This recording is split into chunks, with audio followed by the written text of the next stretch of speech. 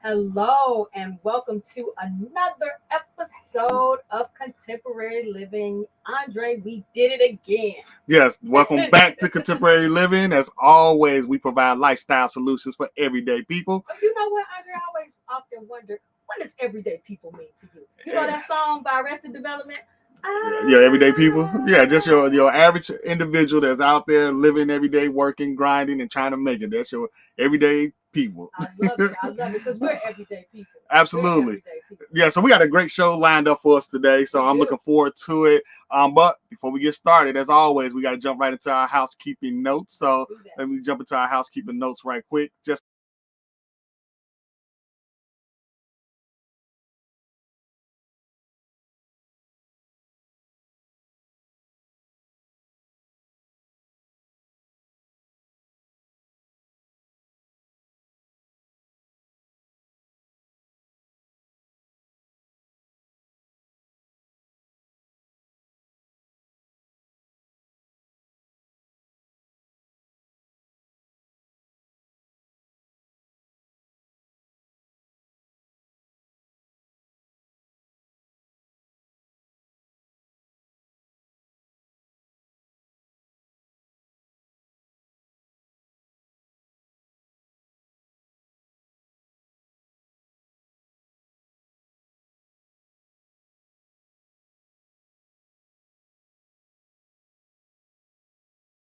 us back in here. And Melissa. All right. So, you know what? Today's guest is just, if I had to use one word, I would say she is amazing because of her passion for her mission. And it's got to be her mission because she does it with such passion and happiness. I want to welcome you guys because we're going to talk about tonight something that the inevitable, right, Andre? Yes, I think I just posted. The Bible says it talked about death is appointed for every man to die. Then after that, judgment. A lot of times we don't want to talk about death. But tonight we're going to talk about death. We're going to dive into it. I don't see our guest. She's in the back room. So she probably stepped away for a minute because we did tell her about 804-85. There she goes. So, but go ahead, Melissa. You want to finish bringing in our guest? I do want to bring her out because I mean it's a serious subject, and it's something that's inevitable. So she is a devoted wife, a mother, a veteran, and a goal-driven entrepreneur, a Chicago native with a heart of service for the community. She served in the healthcare industry for more than 10 years as a certified nursing assistant, an EMT, and an acute and chronic hemodialysis tech. After receiving her Illinois funeral director and embalmer license in 2016, she became an independent contractor. She is able to use her interpersonal, professional, and readiness skills learned in the healthcare industry, and now she's able to apply it to the needs of the family when her service are called upon. Her mission has always been to be of service to the community. She holds the title of mortician with great honor that grants her the opportunity to help serve individuals with support and compassion. Ladies and gentlemen, it's the mortician with favor and flavor, the president of Grace and Mercy Funeral Services, Ms. Malisha Porter.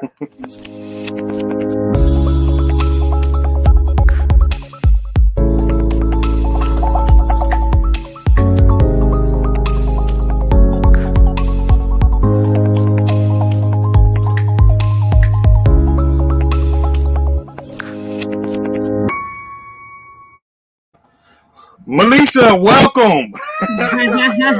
Hello. Hey, I appreciate my wife for that lovely introduction. I was going to get up. Yes, I love it. I didn't know whether to laugh or cry or what. I know. It's just such a blessing to have you here today to talk about what people, you know, as we were in the green room earlier, what people really don't like talking about, but it's inevitable. Yes, we are going to meet that day. Yes, we all have to pass that way. Absolutely. So we are just excited that you are here for the show, and we've got questions on questions. The audience may have questions, so we're just going to get right into it. Is that okay? That's all good. All right, well, let's jump into it. I'm going to start with the first question. So when I read your bio, you talked about the healthcare industry and then becoming a mortician. Now that's a healthcare, death care, or however you, that's kind of like, so what made you leap from the healthcare industry and become a mortician? What was the drive behind that? Well, it was CNA. So it started with that. I did my CNA training, and then once I got qualified, I landed a job in hospice care. And one of the main departments they had us in was the terminal department, where it was the terminal ill patients, where you got assigned them. Maybe 2 to 4 hours later, the patient would expire. So I will end up getting there, and right after you get acquainted with the family, the patient you had passed away. So after servicing them far as post-mortem care, when you clean up the remains, clean up the deceased patient, and you wait on the paramedics to arrive to pronounce and things like that, it was just like that was the end of my job, and you get assigned someone else. I got to a point when some would last or live longer than the couple of hours after I would get there. I would get a bond with the family. So it didn't serve me when at the end of all of that bonding and getting your loved one dressed or up and rotated, whatever it was, to get their morale back, to end that after a week or two. I just felt like it was something incomplete. So I wanted to be there at the final call, which is taking care of them, doing the CNA duties and doing the terminal or post-mortem care. But then after that, to sit down with the family, because me and you have made a rapport. You know, I've cared for your loved one. I have serviced them. You know, I was there when they was once existing. So I wanted to be able to expand on that. And that's what got me into mortuary.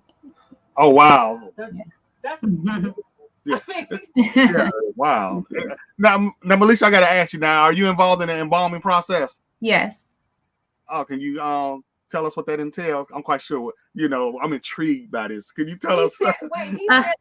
He was like, we got to ask her. We got to ask her. He really wants I need to know the process from the start to the end. You got to have a lot of heart and courage to do all this Disclaimer, stuff. viewers, Andre asked for it. So, so pretty much you will start with the washing of the remains. So you will clean the body, because when we live, we cleaned ourselves. So you will clean to disinfect, and then you will go into preservation. So you will preserve by mixing solutions and chemicals, which we call arterial fluid, and you will introduce that into the body. And then you will, at that same time, drain the natural existence of our liquids, the fluids that's in our bodies, which is the blood. So you will drain the blood and introduce arterial fluid. And then the body will then preserve itself. You'll set the features so you can have the loved one or deceased looking in natural state at the best that, you know, the loved one or the surviving family members can remember them. And that's pretty much it, to do a clean, good version of that. And then you dress them, and then you lay them in a casket.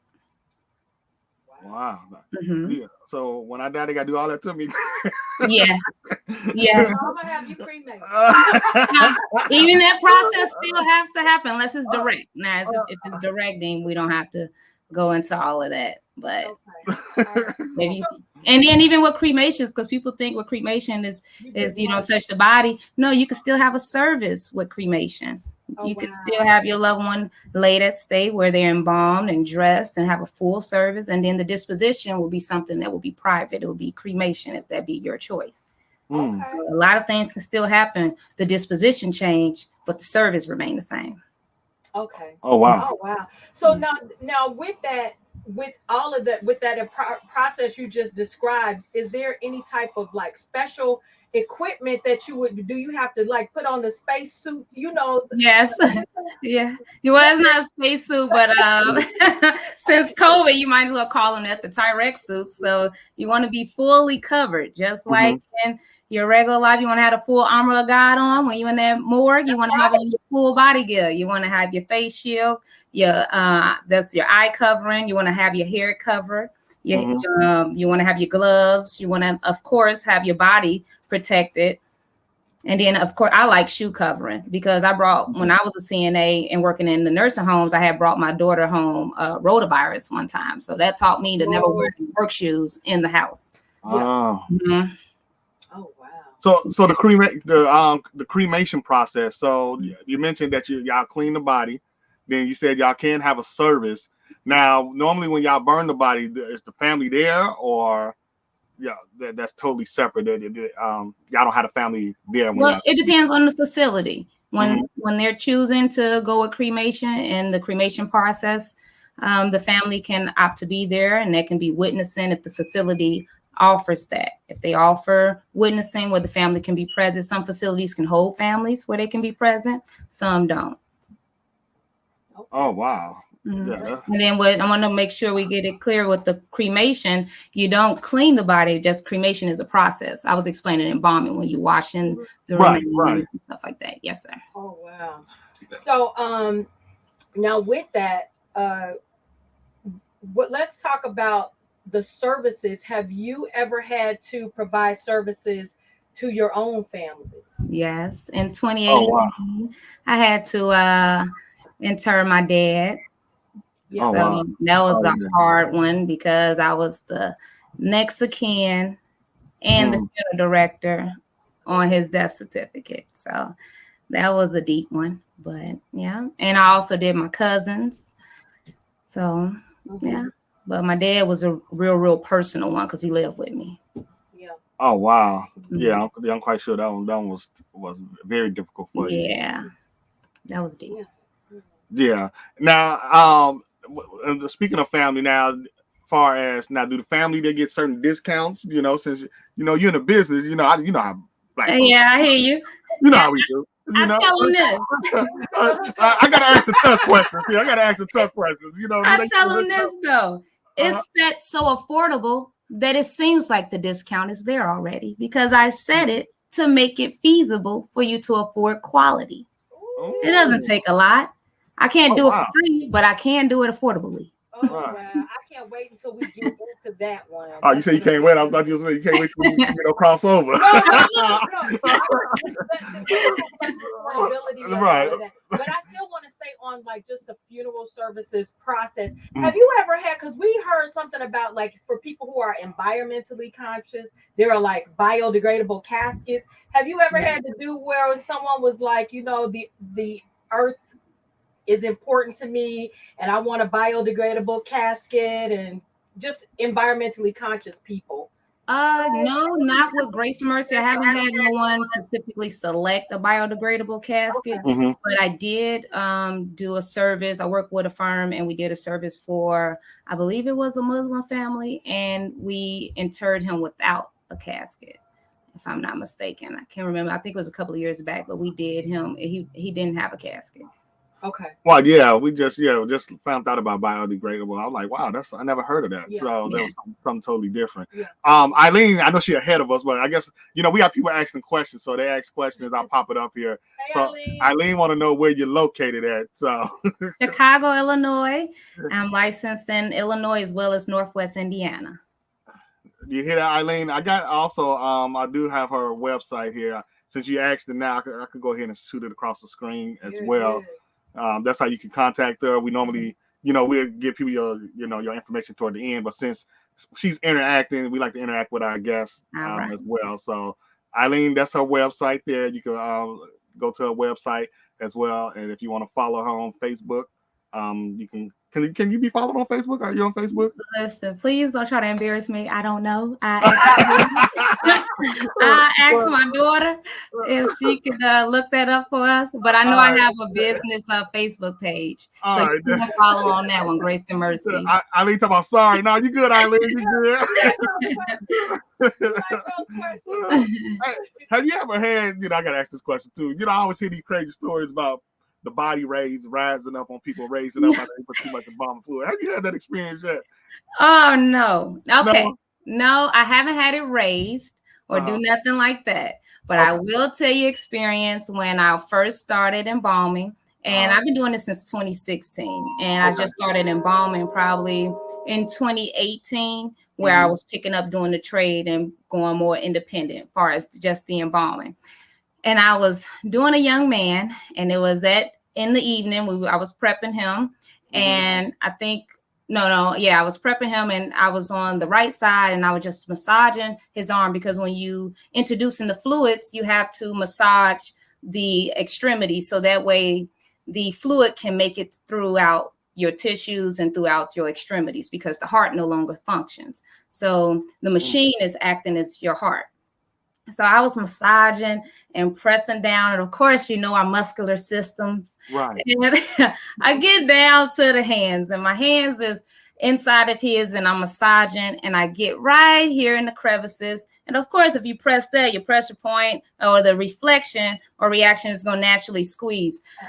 It was that night. I thought this brother grabbed my hand. I snatched it. I ran. I came back in 2 seconds later after I gathered myself, apologized to that deceased, and kept on moving. But I don't know what happened to I don't know why did I think something else, but the way it gripped me, it was surreal. Real, yeah. Because when I'm embalming, I usually talk to the spirit in my mind. I usually say, okay, we're going here. I'm embalming there. I just need to make this decision here, brother so-and-so or sister so-and-so. And I do that because of healthcare. Even if the person was comatose, the ears still work. So I feel that when the deceased is with me, the spirit is still lingering. And if not, I watch enough horror movies to believe it.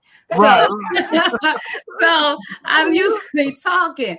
And when that brother grabbed my hand, my mind just went there for a second. I ran and I came back. So yeah, that was that. Oh, wow.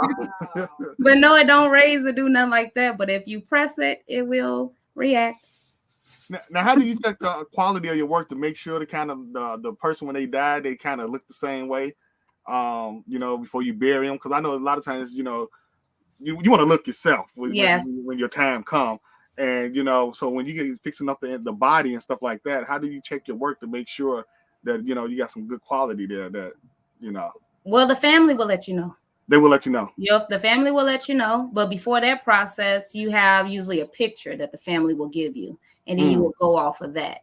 So you would try to make the deceased look as natural as possible to that. Now, So is And it an then art? you'll also say again. I was gonna ask, is it an art to it? Yeah, you can say it's out. It's an art and a science Hmm. because they teach you in school about the natural features, your facial features. So once you learn that, then you know how to pretty much mimic how the face naturally rests. Right. Oh, okay. Mhm. So in school, you're learning more so of the laws. I know you learn quite a bit of the laws as well, but they also teaching you also how to fix up the bodies and Right. stuff like that as well. Right. We did a restorative portion where it taught you how to reconstruct the face if needed. And then in embalming studies, you'll learn how to set the features, how to introduce the arterial fluid, whether you're going to do that arterially or whether you're going to go underneath the tissues, which is called hypodermic, or whether you'll do what's called a cavity pack, where you will apply the tissue on top and the tissue will absorb it underneath. Right. Mm-hmm. Oh wow. That is So something. different ways. They teach you a lot. Okay. Yeah. So I was gonna ask you. Now you've been doing this since 2016. 2013, I started interning. So Okay. 2016 since I've been licensed. Okay. So 2013, and I know you've worked with a lot of funeral homes and things like that, and in the urban community especially, it's been a lot of deaths. Yeah. So how do you have to deal with the young deaths, or have you had to deal with young deaths in the community? Because you can see it online. Sometimes Yeah. these funerals, they break out in fights, and because the people are so young, or it's gang related, or different things like that. So have you come across that? And what's the youngest death that you've had to deal with? We You don't have don't. to ask the question. It just feels this is not a natural conversation that Yeah. people would have. And if Right. we made it natural, maybe people would It'll be be more easier open and to talk. understanding. Hmm. So yeah. So what is it? So with the deaths in the community, the youth. Well, we don't, Grace and Mercy, we don't have a lot of young funerals. Okay. We do more natural. But Mhm. what I would say to those services where you have the individuals breaking out into fights and things like that, it's because of the order, I would say. You must establish order. That. Mm. And usually when I work services, whether it's trade, working with other funeral homes or Grace and Mercy, I make Right. sure the order is there. And that part Mhm. comes from the military, the discipline, because Right. you Right. have me to be a funeral director. The director directs. Mm. So we have to conduct ourselves accordingly. And when we outside and outside spaces, why wouldn't you want to conduct yourself accordingly? Right. Right. That's how I'll sum it up there. So, but we don't have a lot. And the youngest deceased we did have was 20, and it was gang related, and order was there. We had a beautiful service. That is wonderful. That's Yeah. it's just wonderful to hear. Yeah. And I know Melissa was telling me that you're big in supporting the community. What drives you behind that? What makes you so outgoing for your communities and stuff like that? Because I'm there. I have to walk those same streets. I have to go to those same stores. Yes. And my grandma was always big in giving back. She used to do clothes drives, working with the church, always signing up to do something, and had us in activities where we was on the usher board, nursing board. We did something with our time. We gave back to have that heart of service, because community, you need that service. Right. We come from that. We separating from it, but that's where we all come from, community. Right. Absolutely. Right. And the entrepreneurship, you and your husband, y'all entrepreneurs. Yeah. Was that something y'all was raised in as well? Was y'all family members entrepreneurs? It was just as you got older, y'all decided, look, we want to be our own boss. We want to set our own schedule. We want to have our own type of freedom. Well, I always seen that around me, the freedom to set your schedule. So when I did go into the workforce, the 9 to 5, I always was an evening worker. I never wanted to really work around a manager. I didn't need to, unless you had to correct me on anything. That's the only time you was going to see me, Right. I didn't want to have all of that experience with the managers. I just wanted to do the job, and I wanted to be able to keep on going and then advance. So when I seen how the schedules was always working, me always wanting to work night and keep the daytime to do whatever it is I wanted to do, I seen it wasn't working. So that it'll force you into entrepreneurship. And what really did it was the self-employment. So whatever it is that you have on the side, that's your entrepreneurship. You just need to water it. Right. Yeah, like you said, you had on the side. You know, me and my wife, we always encourage people that everybody should be an entrepreneur, even if it's part time, because you never know what may happen. There's nothing certain. Like just like death is certain, but as far as your jobs and anything else, it's not certain. So just to have that to fall back upon, something else. And I'm gonna get back into the funeral stuff, but I know we talked backstage earlier, and you was telling us about you and your husband and the wine. The wine events you had. You care to share a little bit of that with us? Yes, the Wine Saint Networking and Connoisseur. We used to do, or we do, wine tasting events, and then we host them public and private events. COVID kind of shut down the action, and a little bit before that, we was just relocating. But we just come in and teach you how to experience your palate, to learn your palate, to create a buzz while talking about wine. It was always fun. My husband was very, very intuitive on the wine, and it's just amazing to see the Black brother come out and telling you how to stir and all of this stuff. It was just amazing. We had fun. It was fun. And then, it was just fun. The networking, the people that will come out. Because when they're coming out to explore their palate, they're already coming out with their ears open to hear whatever it is you have to talk about. So it was just beautiful to it was almost like a think tank. It was good. It was good. I can't wait to kick them back off. Melissa, she loves the wineries. We actually went to one yesterday. She had a wine event a few weeks back as well. So we didn't do any learning like when we did the wine tasting in 2015. This one was uncorked. We just okay. We just popped the bottles. Oh my goodness. We had the limit. We had the little 2 ounces. That's it. We were strict, but we had fun. Yeah, and those types of things are always fun. It's not always, and it's a way to begin. Like the reason I like the Wine Saint and his teaching practices and methods, because you're learning and you're enjoying at the same time. And so learning is not so difficult. The trivia questions, remember those? That was so fun, I love that. I love it. And so we're going to get back into, do we have to? Yep, we've got time, I think, for maybe one. One question. Before we go to commercial break. How do you deal with families who come to you and say, we have a death, we cannot afford this funeral? What do you have, any type of programs, or what do you do when a family just comes to you and say we can't afford it? Then I give them the options. I'll let them know what is affordable in their budget. So if they will only have enough to do a memorial service, then that's what we're talking about. If you have just enough for a direct cremation and then later we come for a memorial service, then that's what we're doing. Good. Or if it's options who can finance to assist financing you, then I'll tell you about that if I know about them. Okay, so there's something that fits every budget. Yes. Yeah. Yes. Okay. Oh, nice. So when I'm gonna get ready to take a commercial break, but when we get back, I have to ask you the average cost to bury someone today, and then we're gonna talk about some life insurance as well when we make it back. All right. All right, then. So we'll be right back.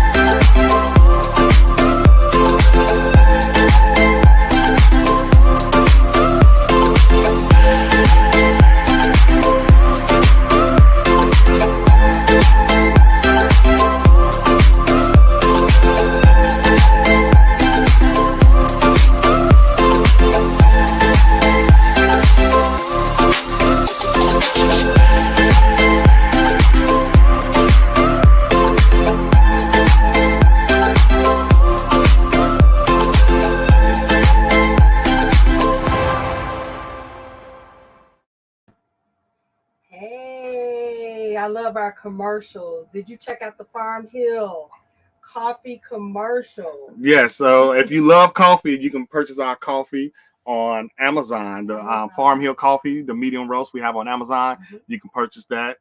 We also we'll provide the link as well on our stream, so you can order our Farm Hill coffee. The reviews have been great, you guys. Yeah. You guys love the coffee. You're very responsive to it. We've received 5-star ratings, so I'm just so excited about that. Yes. I'm very excited about our Farm Hill medium roast premium coffee on Amazon. Yeah, so you want coffee, definitely order that on Amazon. And also, if you're in the great state of Illinois, you're looking to sell your house, right now is the perfect time. I am a realtor with the great state of Illinois. And also, if you're looking to start an Airbnb, you can also reach out to us. We are Airbnb super hosts. Actually, we just upgraded through Airbnb to ambassadors for Airbnb. So if you're looking to start your Airbnb and want to make extra income, please reach out to us. That's what we specialize in as well. Right. Yeah. So and I was gonna say, also, if you want to be on the show, let us know what you want to talk about. Send us your bio and some information on you, and you can do that at contemporary living 22 at gmail.com. That's contemporary living 22 at gmail.com if you are interested. Yep, if you want to come on, just let us know. We stream on E360 Network, which we stream across the world. And also we're streaming live on Facebook and YouTube as well. And we're not going to prolong the time. We're going to get Miss Malisha back in here. Malisha, you still there? Yeah. All right. She stayed for the second half, y'all. We've been loving this interview. So I got to ask you, now we're back. So what is the average cost to bury a loved one? And then also, what is the importance of having life insurance? All right. So I would say the average cost is between 65, because we're going to say to bury, we're going to also include cremation in there. Okay. Cremation is also a choice of disposition. So we're looking at, for full service, 65 to the upper range of maybe $13,000 to $14,000. And then you also have your choice for the alternative method of burial, which is cremation, and you have that on your beginning end. Some companies will go for $1,000 up until $35,000 to $4,000 when you're doing, cremation when it comes to memorials or direct. Right. And then how important is the life insurance for you as a mortician? How important is that for you guys? Well, for me and my family, it's very important because we don't want to leave no one with the burden. Yeah. You have to take care of your final expenses. So my mission for others and my importance I will push to others will be that same. You don't want to leave no one with that burden to handle the final expenses, because I tell people like this: if it's hard for someone to think of what to get you for your birthday, how much more hard is it to know what type of arrangements they should put together for you? So that ties in insurance and pre-planning insurance. Pre-planning insurance. Pre-planning the funeral service. I'm sorry. Oh, okay. So you can pre-plan, huh? Pre-plan, yes. I also offer that. Matter of fact, what service do you offer? I see you got some services back there. We offer traditional at need pre-planned funeral services. You could prepay it. Traditional funeral service, whether that's burial or cremation, direct cremation or direct burial, memorial services, and I specialize in veteran services. Oh, nice. So the prepaid, so they're paying you maybe about $20-$30 a month or something like that? Well, they'll pay into a trust account. So they will go with the different entity. I just will set the arrangements up as far as picking what type of services you will want to have, whether you're going to do burial or cremation, whether you're staying at a church or you're going to be at the chapel. We will set those arrangements up, and then we will go into a funding company that will fund that pre-planned funeral services, and you'll pay for that.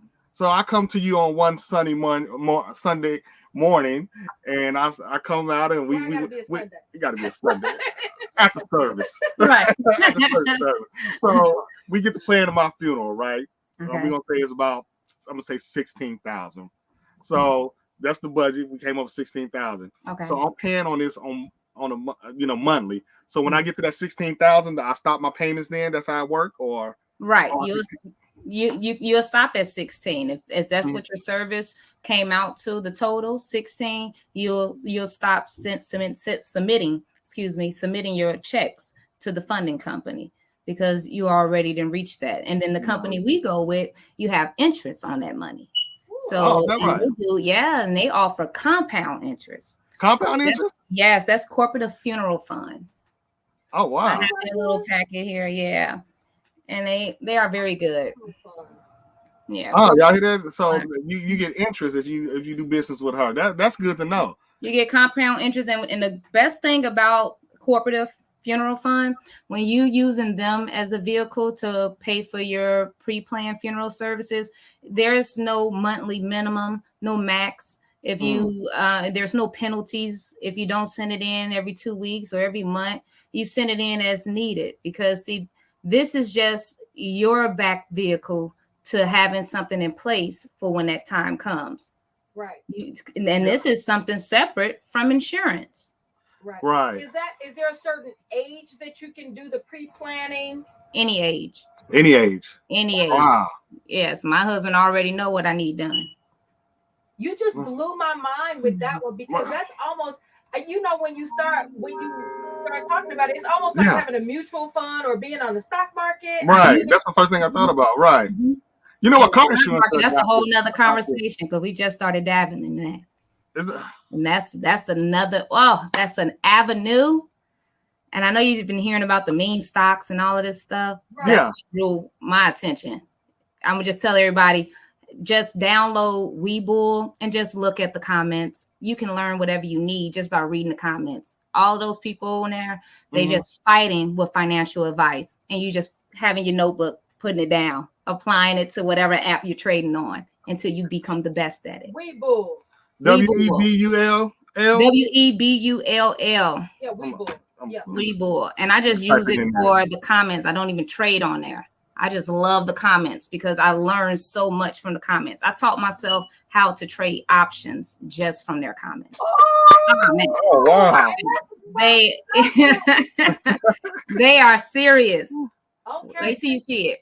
Yeah, that's the social media you should be on right there. That's something good for the people. Yeah, we have to research that. Yeah. You know what? I think your automotive insurance should be the same way. Once you max out at a certain amount, my car worth $5,000. Why should I have to pay $25,000 in insurance? Yeah. But insurance is a two-way. Because you have the insurance for something like funeral service, because that's gonna have to happen. Right. Your home, you need that insurance. Right. Yeah. Got to, just because you never know. Car insurance, yes, needed, because I never know. Right. But like you say, it should be a cap on that. It should be a cap, because if my car depreciates when I drive off, my insurance should be prorated after a while too. Let's just be fair with everybody. Malisha for president. We working on it, hopefully. They'll never get it right. I noticed, I was watching, I seen a bulletin. I noticed a lot of funeral homes, normally when a person died, somebody would rent out a church and to go have their reception. But lately I've been seeing where funeral homes are now actually renting out spaces for receptions as well. Do you do that as well? Yes, we offer that, where they want to have a repast. Repast. I'm sorry. Yeah. Yes. Oh, wow. Okay. We like to have the church where the fellowship hall is there too. So it's the convenience of the family, all that community. Have everything together. Oh yeah, you want everything there for them, because you're thinking about all that's going through the minds of the attendees, the next of kin, the immediate family, and you just want them to be convenient as much as possible. So I would like to have them, if possible, when we look for churches, we look to have the fellowship hall there. So where do your faith stand in God? When we talk about funeral and death and stuff like that, of course, we thinking of God and a higher power and stuff like that. So how were you raised? Were you raised in the church? Yes. Raised in a church. I'm a believer of Christ. He is the head of my life. I believe in the Trinity, the Father, Son, and the Holy Spirit. I don't subscribe to nothing else. Right. No. Well, you sound like you got it all right there. Yeah, because he told me repeatedly why I should choose his side. Right. Because he forever on mine. So I have to stay that way. He never failed me. Right. He has not Never failed have. Never Yeah. will. So that's Mm-mm. beautiful, and true too. Yeah. So I want to dive up. It's kind of like an extension of what we were talking about, because one thing we know, you can follow your passion and things like that, but anytime you have a business, you got to mind the business that pays you. Yeah. And you got to make sure you know the business that you're in. So what I want to know is there much money in this industry, and is it actually profitable? Because at the end, we do these great things, but our bottom line has to match the same. Right. So yeah, so is this the industry that you love and enjoy being in? Is it profitable for you? In the sense of service, most definitely. Gotcha. In the sense of service, it fits me. Yeah. It fits me, because I tell people what God has for me is for me. So who he brings my way to be that extended family member, to be that advocate for, yes, that is. Because we really offer these services high quality at affordable cost. And like I said, the tie-in where the people is winning at is you have a woman that was geared and locked in from healthcare. So that had a service. It started way beyond the W-2 job. I took care of my granddaddy. Yeah. And was his first homemaker, So that service, I'm born with it. That compassion, born with it. So they're winning. So yeah. It's just beautiful to see the right people in the right places, and then people that are based in the word, people that are faith-based people, believers. It's so good to see that, and it's refreshing to see that, because if you look on social media now, it'll have you looking at a different story. Yeah. It's so good to hear stories like your own, where you're working, you're involved in, you love what you do, and it definitely shows. And not only that, from where your resources and your help come. Yes. Get grounded in that. And that's just it's so refreshing to see. And I hope the audience is enjoying what they're seeing as well. Thank you. Thank you. Good. Yeah. So Malisha, how do you manage your work life? Being a mom, being a wife, a businesswoman, then you're dealing with, those that have lost their lives. So I know it can be an emotional toll on you. Yeah. So how are you able to balance all this here? All hands on deck when it comes to the house. Everybody participate in it, because see, Grace and Mercy is the second business. The kids, the oldest, who's 16, she was around when the wine saint was being birthed and groomed. So she kind of showed the other siblings, because we have a 10-year-old and the 4-year-old, she our boss, but we don't mention her name. But she kind of helped the younger ones kind of get into gear. She helps us when we have to get on the move and get to work. And my husband helps me out in the business as far as removing and doing removals, as far as like removing someone from the place of death to the funeral home. He participates in that. My grandmother works with me, my mother. So the family has to be ready to put their hands in with it and not just have their hands out. You see, so I have a team that they willing to work with me. As far as the work-life balance, I've been a worker since 16. So it just flow, you just flow. You have to compartmentalize your day, put your time together, and time management. It's rough, but it can be done. And, so I just rely on the family to kind of help me keep that balance at home. Whatever instructions I left you with, please have them done when I get back. That's how it works. Oh, nice. Okay. Yeah. They go down from husband to the 4-year-old. Please got it. Let's done. Yes. Right. So I was going to ask you, so how many hours of a day are you putting in this business? And like because we're on work-life balance, so how many hours? And as entrepreneurs, you're 24/7. I understand that, but with the bulk of your hours on average is what would you say? Morning times, it varies. Mornings and evenings at the convenience for the family. So some families want to only come in the evenings, so I make myself available for that. And I try to schedule most things after 11 o'clock. So it varies. But I cut it off probably around 8, unless a death call is what we call it comes about. And, death don't happen from 9 to 5. So right. Yeah. So you have to be ready to gear up and go. And, and our policy is with the hospitals, we have to respond in 2 hours, 2 to 4 hours. Sometimes you can respond later, but it's good to go within 2 to 4 hours. And then if it's hospice, meaning they're on the floor at the hospital, meaning that department floor, then you want to respond less than 2 hours because you have residents right there. Right. Yeah. So you want to make sure you move expeditiously. Oh, wow. Mm-hmm. So how would and I know you have planning services, so you kind of explained it, but how would you, is it through your pre-planning that you help, like if somebody came to you, and I think Andre, you did ask, how would you go about planning your own funeral arrangement? Is it through that program that you had mentioned earlier for pre-planning?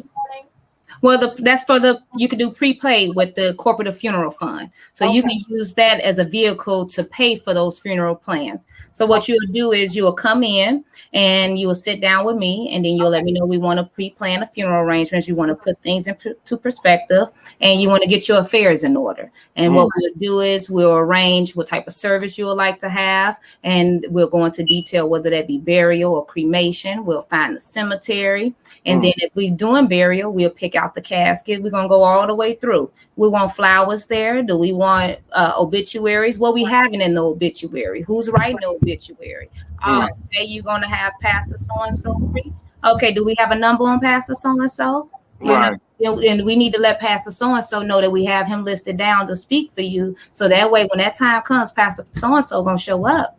So we go through the whole process. We get everybody in gear, and then we put all your information in the folder. And then what I tell family members, don't put that folder in a nightstand and just leave it away. No, you tell your representative in the family. You tell that one niece, that one daughter that is going to do what you tell them to do, and they're going to get that folder. And guess what you done? You done lessen the burden at the arrangement tables. No fighting, no bickering, because auntie or mother then set up all what they wanted you to do, and all you have to do is abide by it. Right. Yeah. And now, do you connect them with people that can help them with their will as well? Because I know we talked about wills earlier today. Yes, we have associates that can also help. So if families need that, I do reach out or connect them through to an associate that do estate planning and will and trust. So if we have the resources, we definitely try to extend them out.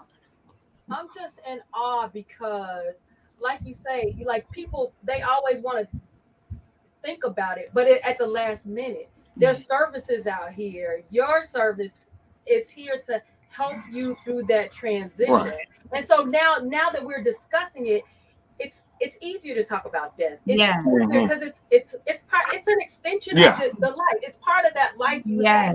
But now that we're talking about it, especially like in this interview, I personally, it's you make it much easier to talk about. Definitely. Yes. Now we need to have a funeral workshop. And it's needed. We need to have a funeral workshop. People need that. What you do, people need that. See, and we can do that. It can be a think tank. Everyone can get their folders. I have a young lady. She does a workshop with veterans, and she helped them get a ready file together, and it gets their DD2 paperwork together, their discharge paperwork, and it gets personal information, their socials, anything that's of importance that you're going to need the day that you're no longer here. It's information that someone else is going to need to show, because it helps to lessen the delay in the funeral planning process. Right. And just to spin back on insurance, just put this out there, insurance is not only needed for the final expenses, but it's needed for the future expenses as well. Right. Because see, you can leave behind a legacy.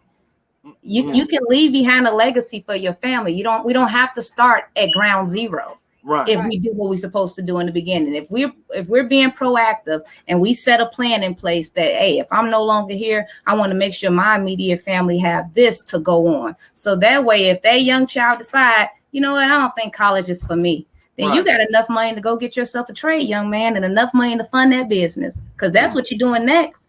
Right. I told my kids, you're not going to school to waste my money switching majors. We're not doing that. You either going to be a doctor, probably a nurse, I don't know, I'm still debating, or a funeral director. Right. So what we doing?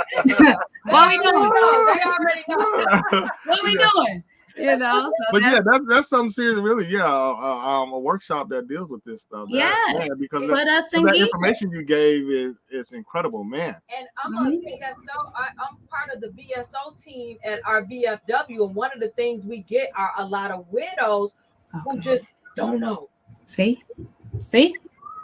My husband died. That's all I know. I know he was receiving money. What are my next steps? So that's why I know a workshop is definitely needed. Wow. Yes. Yeah. I'm on board. We just set it up, and I definitely have a strong component and candidate to speak. Sister Floretta Pulley, she is very, very good with the veterans and getting them in gear to know what to do next, especially if they're still here. They can get that paperwork together and find whatever resources that's out there. And that workshop, it will be for those who don't know what to do next, and they can entrust that someone will hold their hands and not take advantage of you. And it's so much like once a veteran passes, it's so much red tape that spouse has to go through. Half the time they done already had the funeral. They're just looking for what extra benefits that they can get from it. It's a lot. So that's definitely that's a wonderful idea. Yeah, absolutely. Yeah. Especially if they also knew that if their veteran passed away, that they if he passed away and it was when he was a veteran, it was honorable discharge, that he can have a free burial. Absolutely. You know? Absolutely. Yeah. So that's something important to know. You can have your honoring and have those services rendered too. If they had someone to, do the paperwork or the footwork. But most funeral homes, I'm hoping, and most of them are good at giving honors to the veterans. Yeah. Right. So like when Andre and I pass, we're gonna be just stackers. Okay. All right. Stackers deep. Right. It's free, right. You already know, Malisha, how to take care of us. Okay, I got it. I got my notebook right here. I got you. So we wind it down. How can our guests get in contact with you? All right. Well, you can reach me 773-956-4000. And you can also go to our website. That's Grace and Mercy fs.biz. That's GRACEANDMERCY F as in Frank, S as in Sam .biz, BIZ. You can reach out there, and also the Facebook. We have a Grace and Mercy Funeral Service on Facebook as well. All right. And so in 1 minute, I always ask our guests this: where do you see yourself in 10 years as we get ready to close out? In 10 years, I see myself owning a cemetery with a funeral home on it, as well as a fellowship hall with all of the services for family to come in, a memorial for them to come in and just memorize their loved one and be at peace, and then be able to leave and come back the next day and do it all over again. Oh, wow. A woman with vision. Amazing. Yeah. Amazing. Wow. Thank you. We appreciate you so much. Thank you so much for having me. For Blessings coming on. We appreciate your time. Added value to everyone who watched this tonight. Yes. Everyone that watched this on the replay, and if you're on the replay, and if you're on one of our social media sites, let us know that you're on the replay as well. Yes, and we really learned a lot tonight. I know I did. Yeah. Yeah. So I'm definitely looking forward to meeting you guys in person. Because my wife already met you guys in person, so I haven't met you in the flesh. Yes. We can go out to dinner, do some networking together as well. Yes, definitely. And hopefully we can continue to be a blessing to you and your family. Thank you. Thank you. Blessings to you guys. I really appreciate you guys for having me. It's a blessing. It really is. It really is. Thank you so much, Malisha. Yes, ma'am. Thank you for coming out. All right, now. Thank you. All right. Andre. Yes. Well, I am no longer afraid to talk about death. Yes, I think we all have been afraid to talk about death. Man, I needed this conversation. Yeah, it makes you're comfortable talking about it now. Right. Just thinking about it. Wow. And the services she provides. I mean, it's everything you need. She's got it. Yes, absolutely. She's got it. Yeah, but she blew my mind with the compound interest. She did. Yeah, with the compound interest. Yeah. But yeah, I think corporate funeral funds. I think that's where they have it. I mean, she touched on that. She touched on the planning, and anything you can afford, she's got it for you. And the Weebull. Yeah. As Oh, yeah. well. Then we touched on actually, yep, the Weebull. So go to that. Yeah. This has just been an incredible interview, and it's going to grow into an event to help other people. So you know, Well, I love events. So yeah, so we definitely will be there. yeah, definitely. Yes. So we appreciate everybody from tuning in tonight. do. So as we close out, as always, we thank God for his unmerited, undeserving favor called grace. For grace is the total absence of any works. You can't work for grace, you can't buy grace, you can't sell it. It is simply what God has given to each and every one of us because we believe Christ died for our sins. He was buried and he rose again the third day for our justification. On behalf of myself and my lovely wife, Melissa, be blessed. Have a good night. See you next time.